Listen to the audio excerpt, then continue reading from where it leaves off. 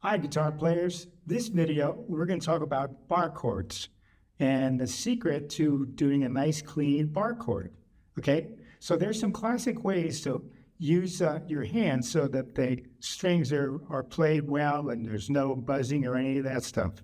The classic way to actually hold your guitar neck is to have your thumb up against the back of the neck. So when you're bringing your hands over it, you're putting pressure on the back of the guitar so that your finger, your index finger, can act as this thing which is called the nut.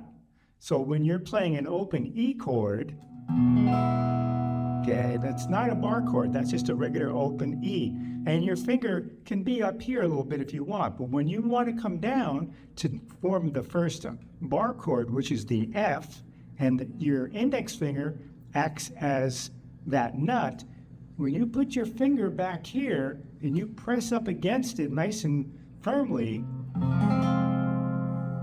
you can make that an F sharp, F minor, F major, F minor, but that's the way you use your bar chord for your index. And your index finger, you can move up another one for your F sharp, up to G. You can do a C minor by just bringing your fingers over one string down. It's still a bar chord. You're using your index finger as the nut, as this piece right here. You're just bringing it down. Understand?